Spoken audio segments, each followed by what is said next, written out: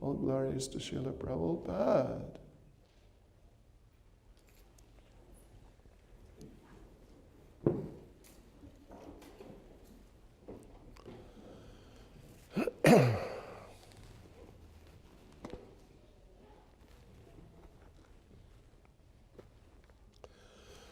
Om Namo Bhagavate Vasudevaya.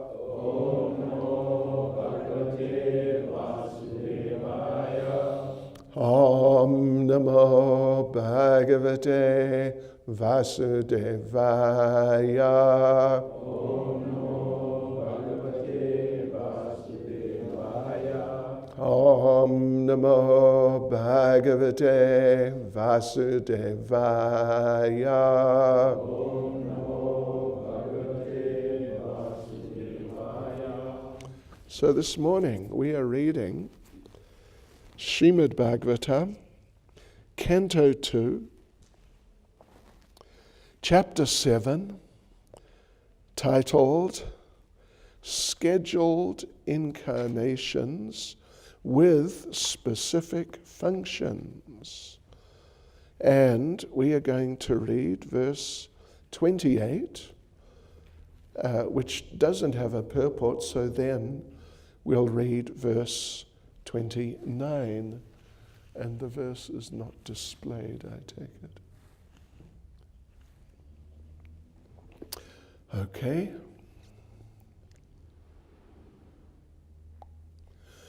Yad vaivraje vrajapashun vishatoya pitan palams tvav jivayad anugraha drishti vrishtya tachchud haye tivishavirya vilola jivam uchatayishyad uragam viharan hradinyam. Translation. Then also, when the cowherd boys and their animals drank the poisoned water of the river Yamuna, and after the Lord, in his childhood, revived them by his merciful glance, just to purify the water of the river Yamuna, he jumped into it as if playing, and chastised the venomous Kaliya snake, which was lurking there, its tongue emitting waves of poison. Who can perform such Herculean tasks but the Supreme Lord? And text 29.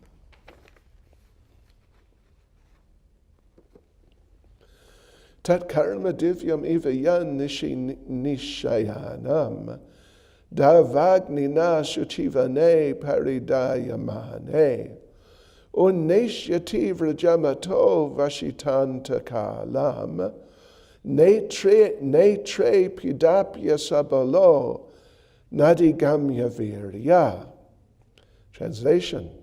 On the very night of the day of the chastisement of the Kaliya snake, when the inhabitants of Rajabhumi were sleeping carefreely, there was a forest fire ablaze due to dry leaves, and it appeared that all the inhabitants were sure to meet their death.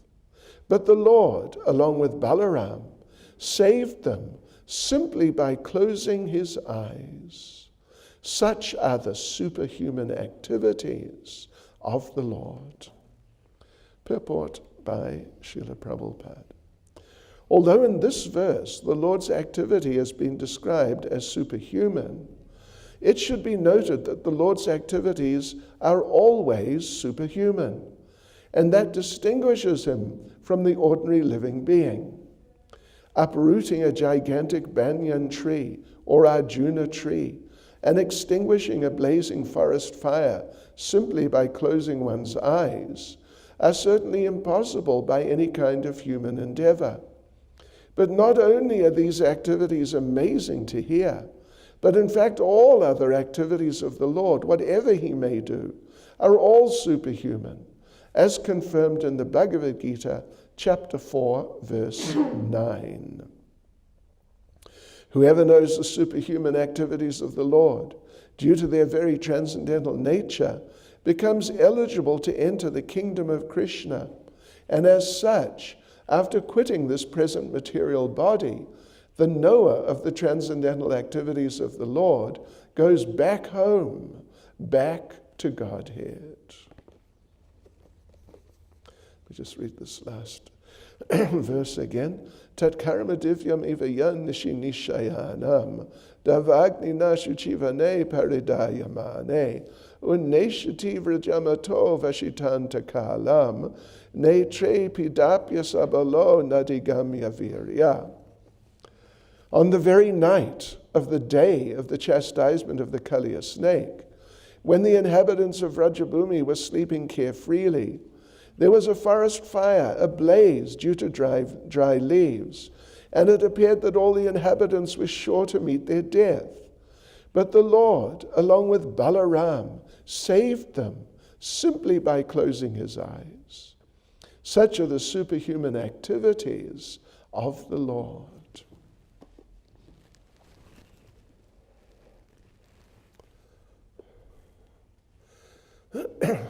Nama Om Vishnu Padaya Krishna Prestaya Bhutale Srimati Bhaktivedanta Swaminiti Namane Namaste Saraswati Deve Gauravani Pracharane Nirvishesha Shunyavadi Pastyatya Deshatarane Sri Krishna Chaitanya Prabhu Nityananda Shri Advaita Gadadha Shivas Adi Gaura Bhakta Vrinda Hare Krishna, Krishna Krishna, Hare Hare, Hare Rama, Rama Rama, Hare Hare.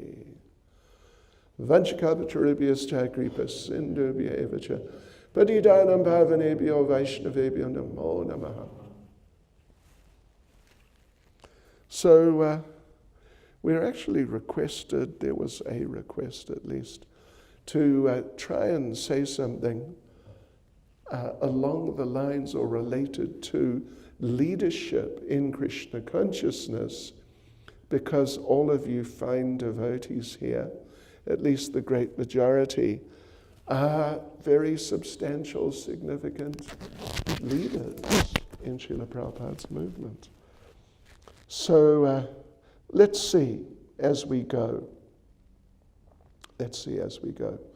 There, I'm thinking of a few sort of elements in the picture here of this pastime which could be adapted in that sense. So now this chapter is scheduled incarnations with their specific functions.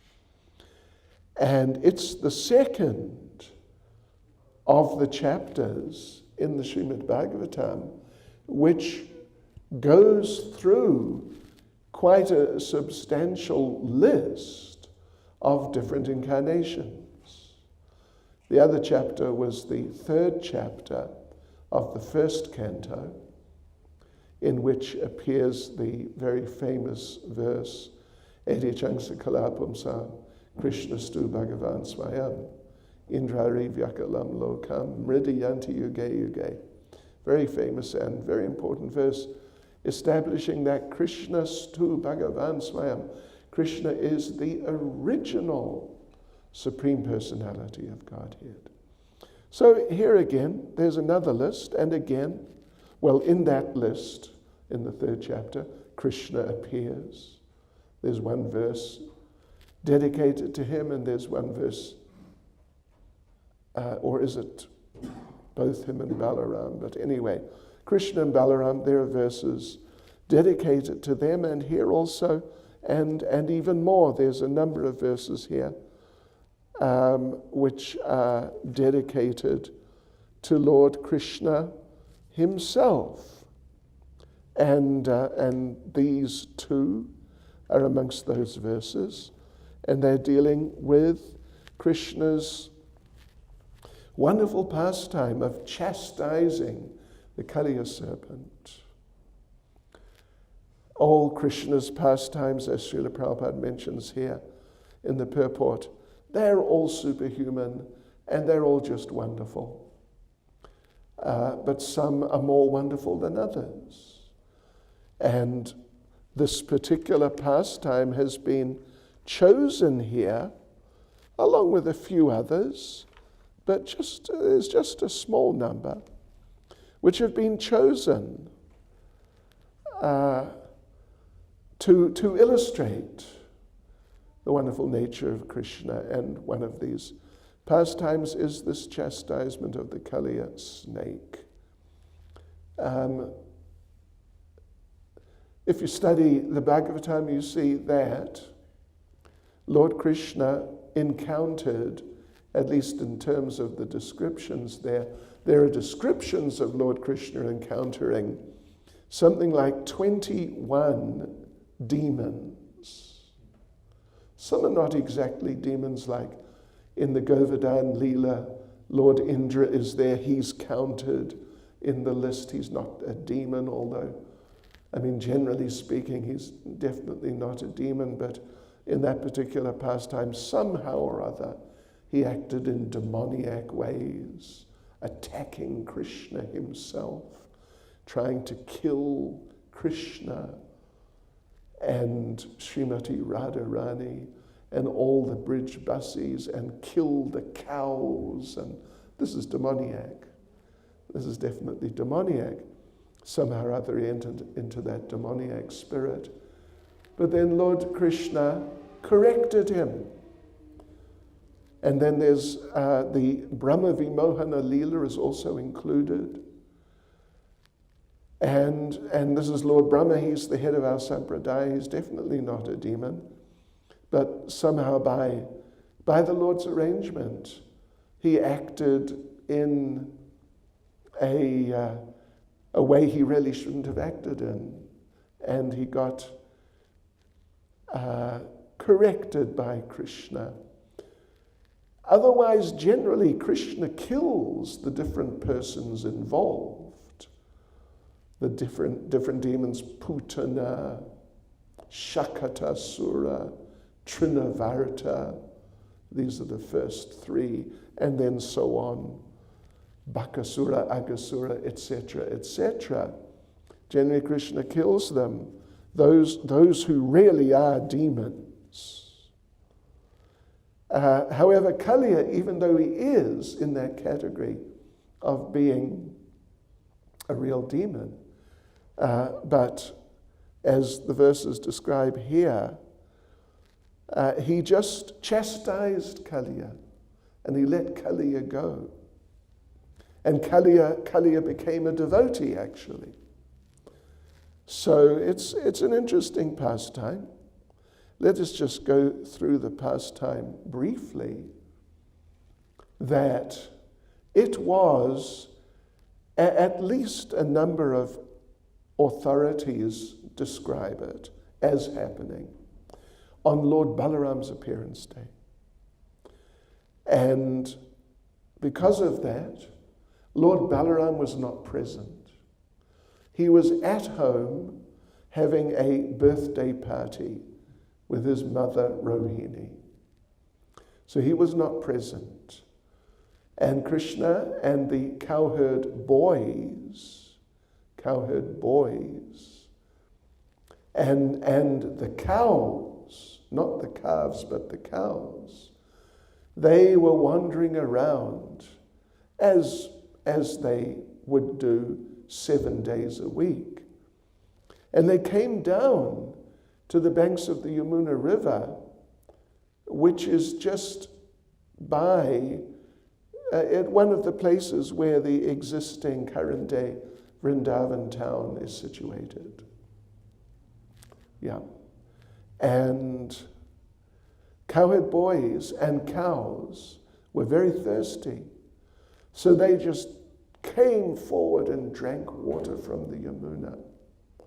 Not knowing, there are many sort of interesting factors and elements in the whole story. We won't go through all of them.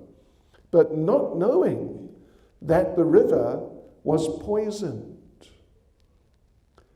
And it's a very remarkable point, because not only was the river poisoned, it was extremely severely poisoned.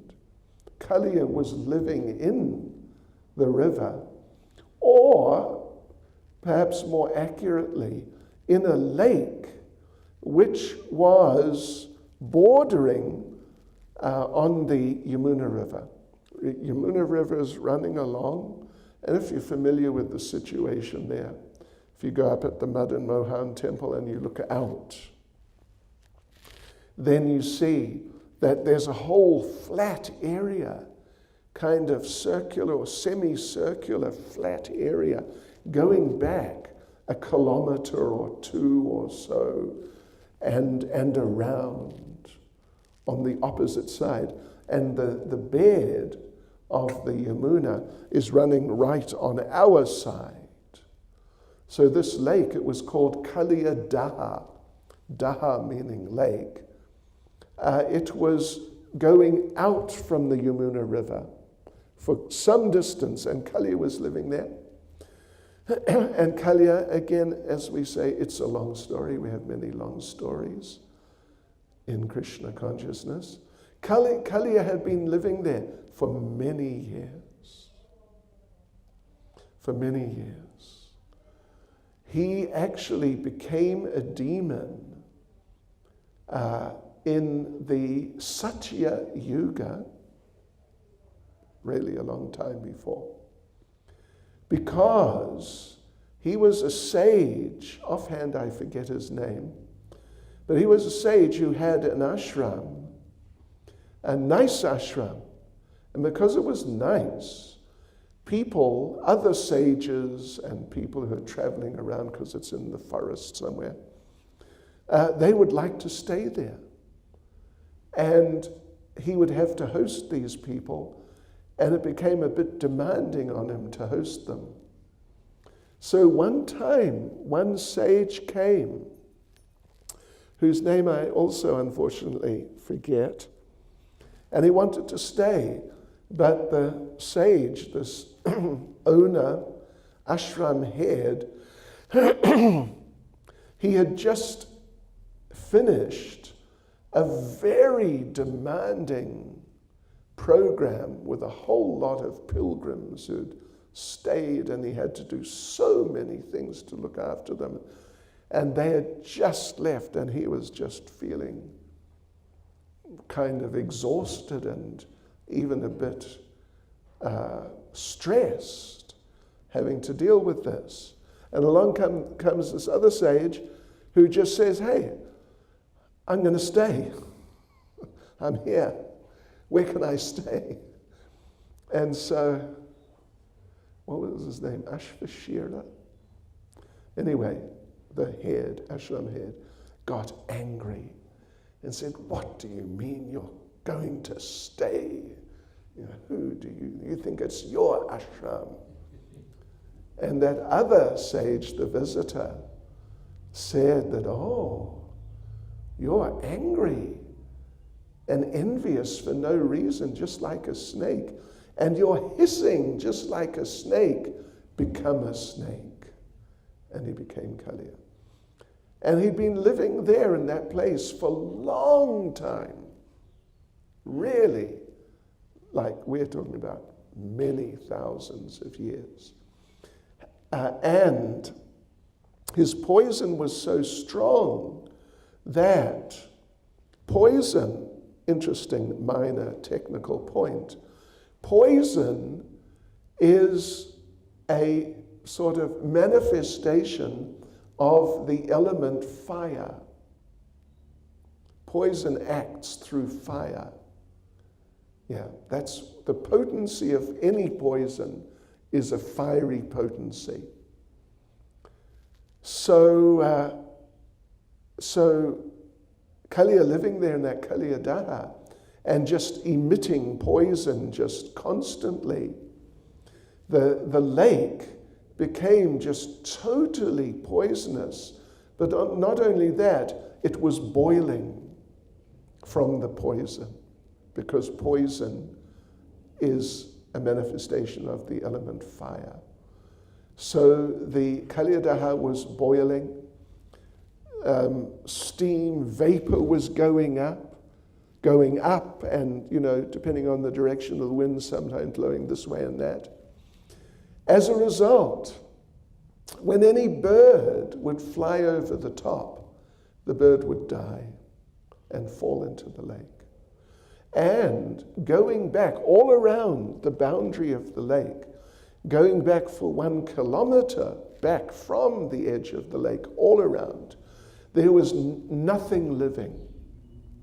Nothing was living, except 1 kadamba tree.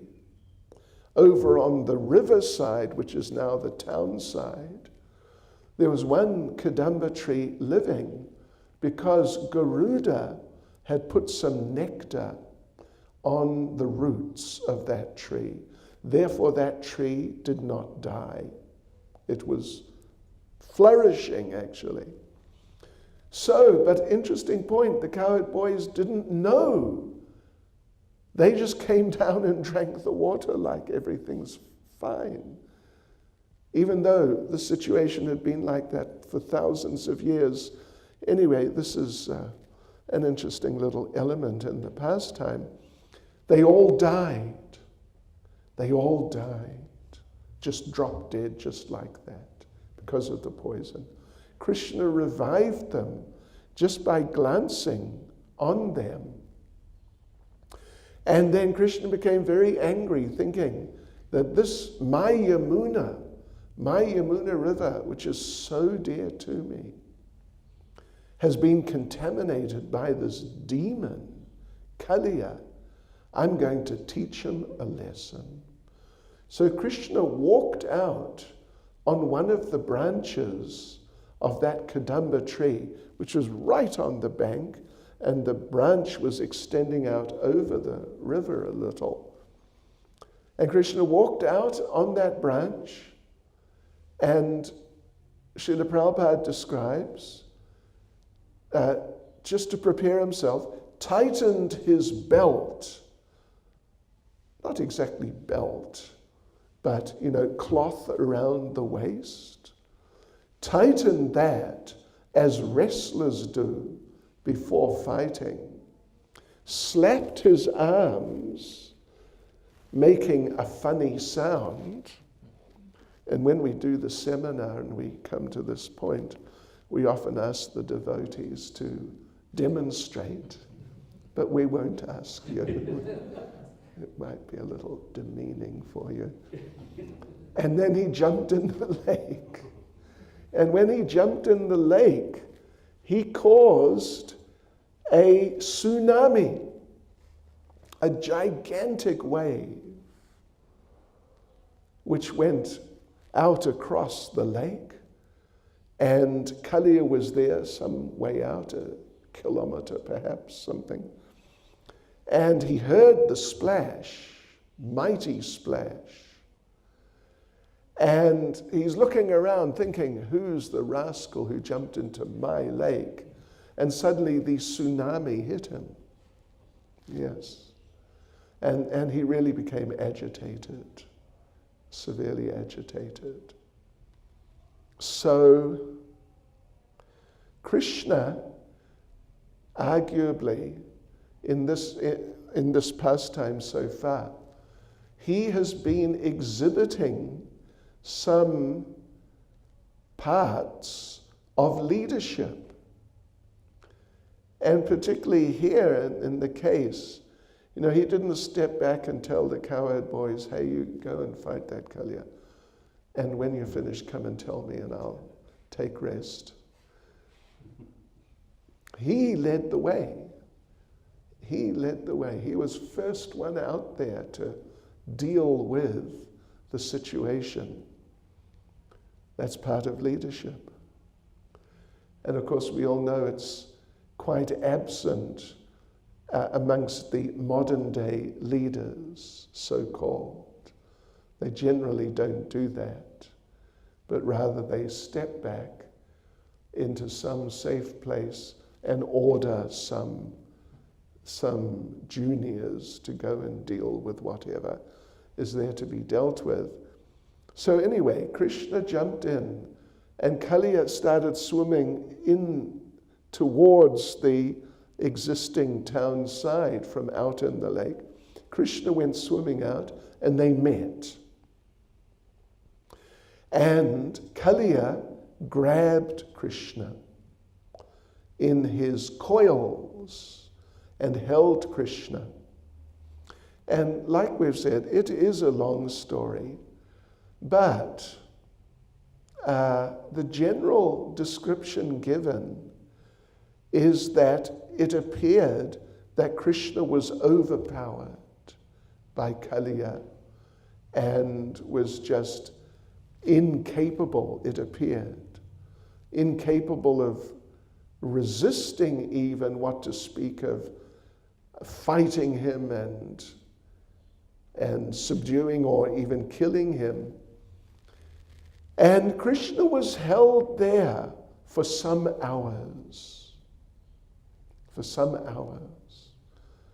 You know, with other demons, like one demon who got his hands on Krishna, so to speak, was Bakasura. He swallowed Krishna. And Krishna was going down his long throat, approaching the body like torso. And then Bakasura, because Krishna's body is the source of the Brahma Jyoti. And the Brahma Jyoti being, you know, it's effulgence, and effulgence is also fire. It's also fire. Like these lights, it's also fire. And if you put your hand right by the light, you'll find it's hot, because it's fire. So the Brahma Jyoti, devotees, is hot. In fact, it's very hot. And Bakasura felt his throat to be burning, and he spat Krishna out just like that, within just a matter of seconds. Otherwise, Krishna also went into the body of Aghasura and expanded himself. But it was just a matter of some either seconds or minute or two. It was not some drawn-out thing at all. But with Kaliya, some hours. And the cowherd boys and calves were there, and cows were there, observing all this. And they're under the influence of Yoga Maya. And they were not thinking that, oh, Krishna, he's just having a bit of fun, letting this Kaliya think that, you know, maybe he can defeat him. Just like Lord Nrsingadev with Hiranyakashipu. Lord Nrsingadev, he fought, but not so strongly. He caught hold of Hiranyakashipu, but then apparently Hiranyakashipu managed to slip out of his hand and escape, and was sort of zooming around in the sky. And it appeared that Lord Nrsingadev perhaps couldn't hold him, wasn't able to. And some of the demigods, they became anxious, forgetting the omnipotent nature of the Lord. So in this case, Krishna was held there for some hours, and the cowherd boys and cows became transcendentally distraught, just completely devastated, thinking that Krishna, our Krishna, is about to die and he can't escape. And look at him, the snake is playing with him, holding him for some time, but soon he's just going to destroy our Krishna. So they were fainting, the cowherd boys, cows. Srila Sanatana Goswami describes the trees were fainting. The rocks were breaking into pieces. All the animals, the forest animals came. They were just overwhelmed and fainting and crying. It was quite a scene. After the pastime of Krishna leaving Vrindavan, going to Mathura, after that, this pastime of the chastising of the Kaliya serpent is the second next most emotional of all Krishna's pastimes. I mean, emotional like dramatic, danger, that sort of drama, pain. So, somehow or other, one old man went back to the village and alerted everyone that Krishna is being held by the serpent. Everyone came running out. And Balaram came running out also.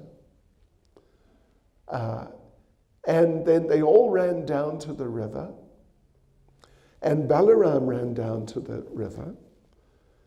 And then Balaram tried to give or gave some leadership. Hare Krishna. Balaram was not under the influence of Yoga Maya. Usually he is, but now he was not. And he understood that, this is just Krishna playing a game with this serpent. Even according to Srila Sanatana Goswami, Balaram says to himself that, Krishna, come on. You want to play with a snake? Then why don't you play with me in my form as Ananta Shesh? I'm a really serious snake. Why are you playing with this petty Kaliya, this mundane creature? You want to play games with a snake? Oh, well, okay, it's up to you. So Balaram, he could see the emotional state of all the Brijbasis and the animal Brijbasis and the trees, and it was just, another dimension of drama, tragedy, completely out of this world, literally. But Balaram thought, what I should do, I should just call everyone together and say, listen, relax, all right? That Krishna is God. He's omnipotent. And this Kaliya, he's just a conditioned soul. He's practically nothing. So you don't have to worry. Just relax. Take it easy. He could have done that because he saw it like that. And it was true. But he didn't want to, out of respect for the elevated positions of the Brijbasis. Balaram, as a humble devotee, sees himself as being less advanced as a devotee than the Brijbasis. And in a certain sense, it's true. In a certain sense, it's true. So, but what he did, he thought, at least let me help them not completely lose control and just be finished. So what Balaram was doing? Well, what the Brijbasis were doing was, it reached a certain point. Now watching this. And it reached a certain point, and they started feeling, Krishna's going to die. We can't save him. At least let us go out there and be with him. When family member is about to die, generally other family members come. Yeah. So they felt like that. Let's go out and be with him if he's going to die. So they started entering the Yamuna to go out to join Krishna. And Balaram could see that, the water here, it's so poisonous, I've got to stop them. So Balaram, it's actually mainly Srila Sanatana Goswami in his Well, it's in Brihad Bhagavatamrita and his Bhagavatam commentary. He describes that Lord Balaram, he was giving like serious leadership here. This is some real leadership.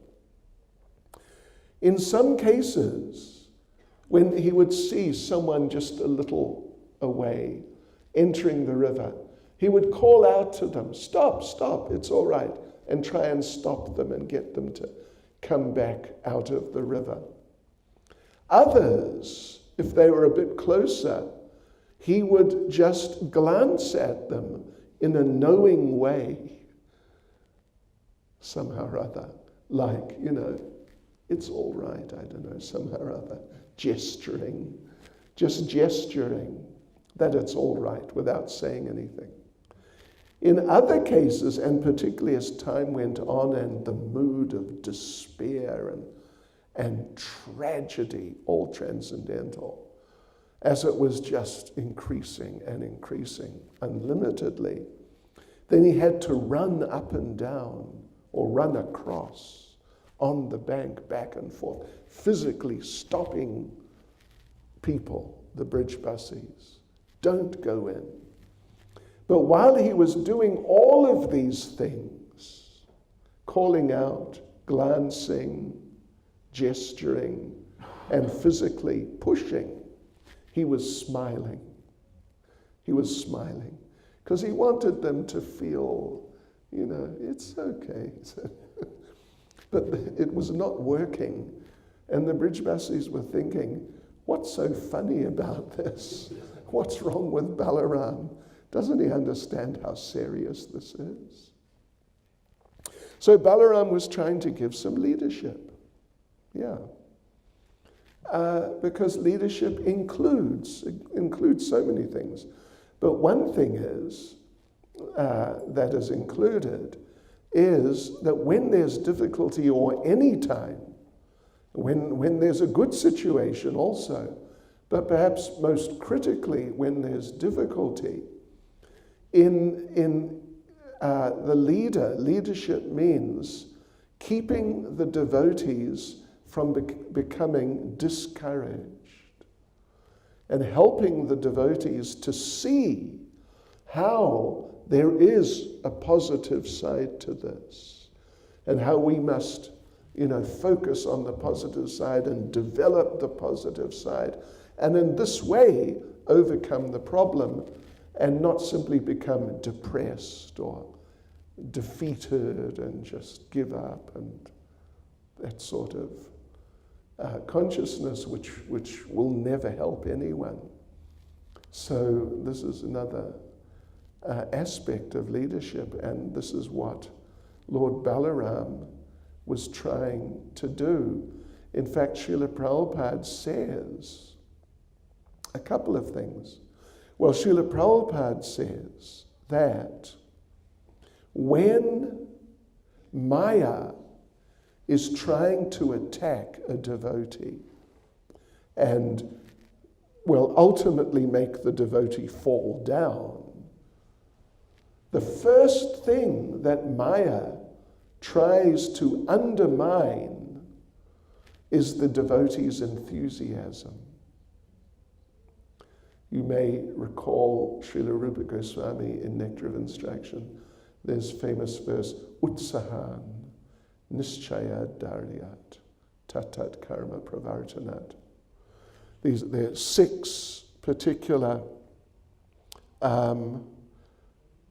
attitudes or things which help a devotee advance. First, enthusiasm. And Prabhupada in the purport there makes the point that without enthusiasm, you can't really do anything. Even if you're not enthusiastic to sleep, you may not be able to sleep.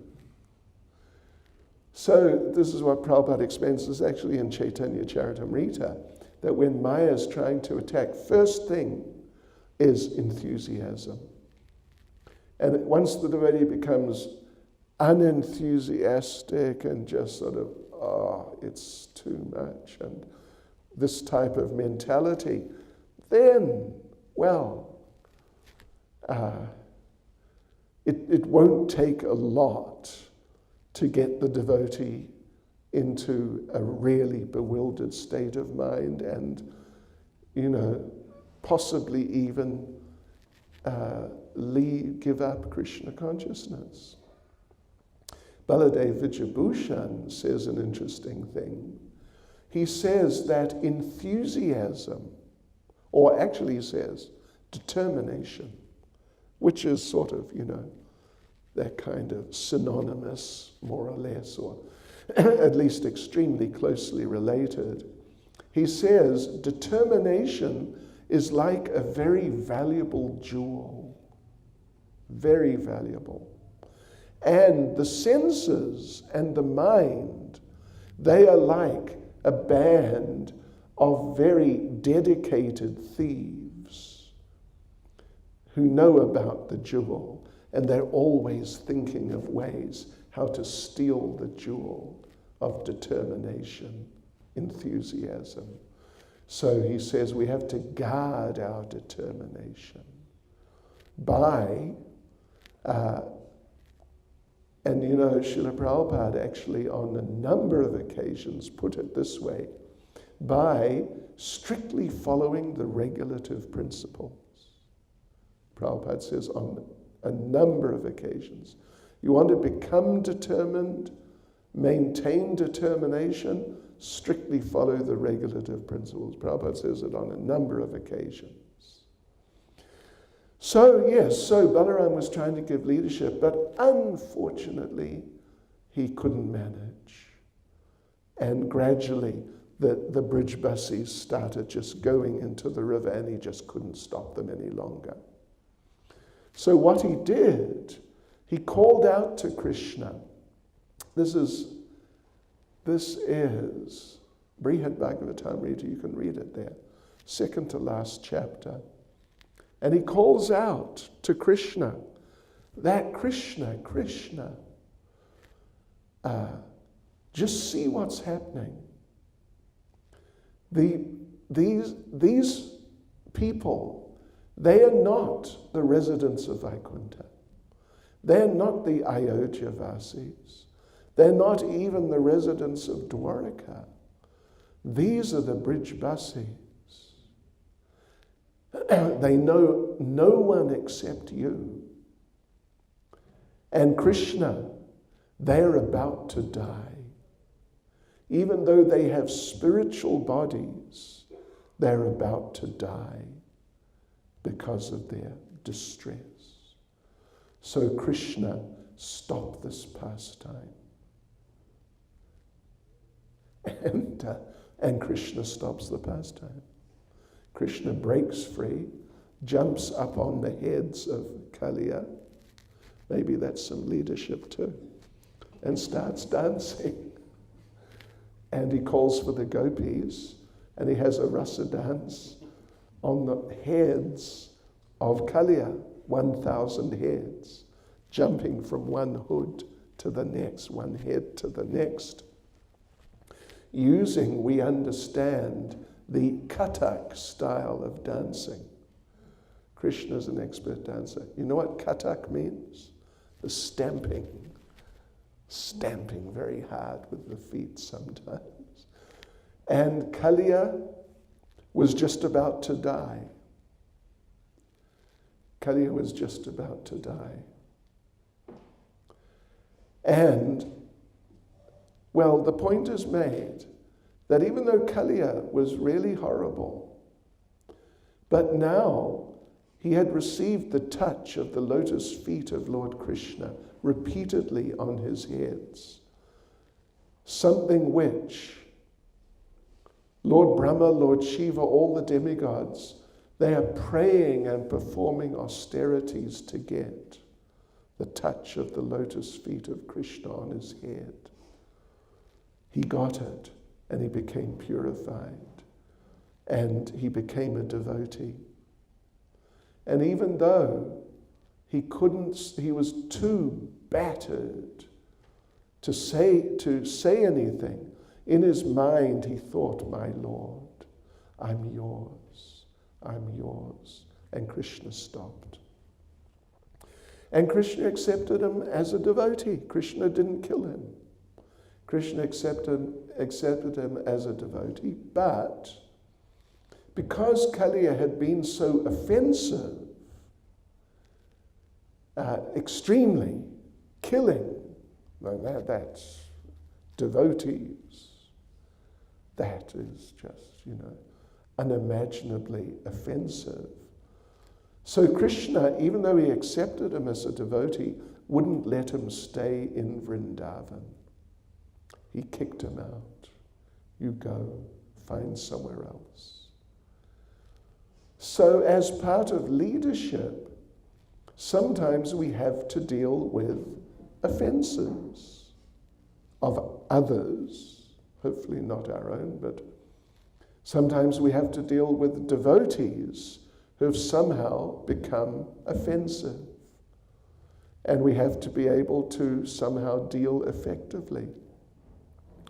And it may be as leaders sometimes, if some devotee has become offensive enough, they may have to be excluded from the association of other devotees. So, you want to hear something interesting? In Mauritius, interesting place. One of the brahmacharis, some years ago, 15 years ago perhaps, something. One brahmachari, fasten your seatbelts, murdered his girlfriend, Haribol. Yes, one of the brahmacharis initiated. First of all, he had a girlfriend, then he murdered her, then he got caught, and then he got put in jail for I think they gave him 10 years, and now he's out. And as soon as he came out, he came not actually to one of the temples, but in one town in Mauritius, the devotees have a sweet shop right in the center, sort of on the main street. The devotees have a sweet shop. It's better than having a Govindas. Having Govindas is good, but yeah, they got a sweet shop. And they've had the sweet shop for years. And so the devotee, whatever you'd call him, murderer devotee, he rolled up and said, can I do some service? And the innocent devotee said, oh yeah, sure. And then one of the authorities came along, devotees, and saw, what's this person doing here? So then they excluded him. And just sometimes some people have to be excluded, unfortunately, very unfortunately. But sometimes, if they're offensive enough, it has to be done, and that's part of leadership. So part of leadership is then sometimes one has to be a little strong with some situation. One has to stand up and take a strong position and not be sort of sentimental, something like that. So these are some points from the Kaliya Leela. There's more, but there's some nice points. Any comment or question? Madhavi Prabhu, words of wisdom, correction. Very interesting talk. Thank you, Maharaj. The point of leadership, I think you brought very nicely that Lord Balaram, even though he wasn't the star of the show per se, but he had to support Krishna by giving the proper mood and understanding. Sometimes a leader doesn't have to be right in the front, but they have to be in a position where they can support devotees, encourage devotees, and that's also a very important part of leadership. Sure. Thank you. Yeah. Good. Nanda Kumar Prabhu, enlighten us. Just from a different angle, it's like but it's like an environmental issue. That Krishna is like, he poisoned the lake. Okay. So you take from that point, environmentalists, they have a leader to follow. Well, that's a good point, actually. You know, we may see such things as being material, the environment and the climate change and all that, it's material. And obviously it is material, but it's Krishna's climate. It's Krishna's nature, the divine nature. And we can and should be leaders, but in that sense, not just simply, save the whales for the sake of the whales, but because it's Krishna's nature. Yeah. So in Krishna conscious ways, devotees should try to take leadership in important spiritually related matters. Govardhan Prabhu, any comment? No. Okay. Okay, all right. Hare Krishna. On the topic of leadership, if we're like a devotional pipsqueak, but we're somehow serving with devotees who are much more advanced, not only devotionally, even in terms of seniority in so many different ways. How do you strike the balance of, because you've also got ideas, and you're brought in to bring in ideas, but at the same time, you know that actually I should just be accepting what they're saying. Well, if you're asked, the thing is, a very, very important part of Krishna consciousness is duty. We should do what we have been assigned or requested or told to do. So if we've been assigned to, participate in for example, some discussion on some subject with seniors, but we've been requested to come, not just to serve water or, to help, but to actually participate, then we should participate. We must participate. But we must do so, of course, in a very respectful way and not become too, overly assertive and bossy, that sort of thing, but humbly present. If we have some idea, some inspiration, we should fulfill our duty by expressing it. And hopefully, if it's a group discussion, hopefully the leadership, the leader of the group will make sure that all the members of the group, particularly if there's a particular subject, which is just the whole function of the group, that all the members of the group get the opportunity to express, make whatever offering they can. Yeah. If the group is well led, then the juniors will get the opportunity to express whatever ideas they have. And then, whether their ideas are accepted or not, that's not your problem. Your problem is, not problem, but duty, is you must present because it's your duty. And whether it's accepted or not, that's up to the devotees and the Lord, and we leave it up to them. So if they don't accept my idea, that's all right. I did my duty, I presented it. Hare Krishna. Srila Prabhupada ki.